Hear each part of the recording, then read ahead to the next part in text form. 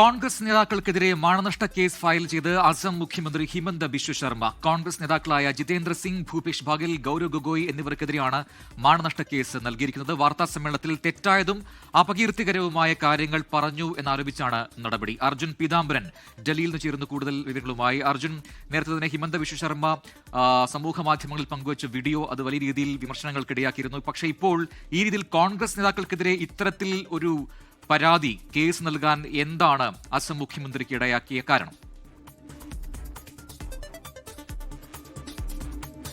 കുറച്ച് ദിവസങ്ങളായി അസമിൽ ഭരണ പ്രതിപക്ഷ പോര് അത് ആരോപണങ്ങളും പ്രത്യാരോപണങ്ങളുമായി വളരെ വലിയ ശക്തിയായി തുടർന്നുകൊണ്ടിരിക്കുകയാണ്.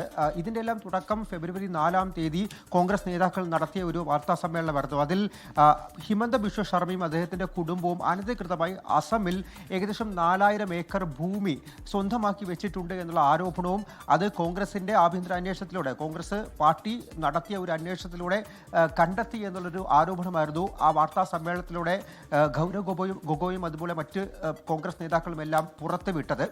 ഈ വാർത്താ സമ്മേളനത്തിനെതിരെയാണ് ഇപ്പോൾ ഹിമന്ത ബിശ്വ ശർമ്മ കോൺഗ്രസ് നേതാക്കൾക്കെതിരെ ഗൌരവ് ഗൊഗോയ് അതുപോലെ തന്നെ ഭൂപേഷ് ബാഗൽ, ജിതേന്ദ്ര സിംഗ് ഈ 3 പേർക്കുമെതിരെ 500 കോടി രൂപയുടെ മാനനഷ്ട കേസ് ഫയൽ ചെയ്യുന്നത്. ഇത്തരത്തിലുള്ള തെളിവുകൾ ഉണ്ടെങ്കിൽ അത് വാർത്താ സമ്മേളനത്തിൽ പറയാതെ കോടതിക്ക് മുൻപാകെ കൊണ്ടുവരണം. അത്തരത്തിലുള്ള തെളിവുകൾ ഉണ്ടെങ്കിൽ കൊണ്ടുവരൂ എന്നുള്ള കാര്യമാണ് ഓപ്പണായി ചലഞ്ച് ചെയ്തുകൊണ്ട് കോടതിക്ക് മുൻപാകെ വരാൻ ഗൌരവ് ഗൊഗോയോട് ഹിമന്ത ബിശ്വ ശർമ്മ ആവശ്യപ്പെട്ടിരിക്കുന്നത്. മറ്റൊരു കാര്യം, ഈ ഹിമന്ത ബിശ്വ ശർമ്മയുടെ ഒരു AI വീഡിയോ കുറച്ച് ദിവസങ്ങളായി പ്രചരിക്കുന്നുണ്ട്. അതിനെതിരെയും കോൺഗ്രസ് MLA-മാർ ഒരു പരാതി നൽകിയിരിക്കുകയാണ് ഡിസ്പൂർ പോലീസ് സ്റ്റേഷനിൽ. ആ പരാതിയുടെ അടിസ്ഥാനത്തിൽ ഇപ്പോൾ ഒരു FIR എന്തായാലും അസമിൽ രജിസ്റ്റർ ചെയ്തിരിക്കുകയാണ്. വരും ദിവസങ്ങളിലും തിരഞ്ഞെടുപ്പെല്ലാം അടുത്തിരിക്കുന്ന പശ്ചാത്തലത്തിൽ ഹിമന്ത ബിശ്വ ശർമ്മ വേഴ്സസ് ഗൌരവ് ഗൊഗോയ് എന്ന തലത്തിലേക്ക് അസമിൽ വലിയ പോര് അത് ശക്തമായിക്കൊണ്ട് തുടർന്നുകൊണ്ടേയിരിക്കുകയാണ്. വ്യക്തമാണ്. എന്നാലും യഥാർത്ഥ കാരണം എന്താണ് എന്നുള്ളതിലാണ്. കാരണം കഴിഞ്ഞ മാസം ആദ്യവാരത്തിൽ നടന്നൊരു സംഭവമാണ്, ഒരു വാർത്താ സമ്മേളനമാണ്. അതിനെതിരെയാണ് ഇപ്പോൾ ഈ രീതിയിൽ അസം മുഖ്യമന്ത്രി പരാതിയുമായി രംഗത്തെത്തിയത് എന്നതാണ് ശ്രദ്ധേയം. അർജുൻ പീതാംബരനാണ് ഡൽഹിയിൽ വിശദാംശങ്ങൾ നൽകിയത്.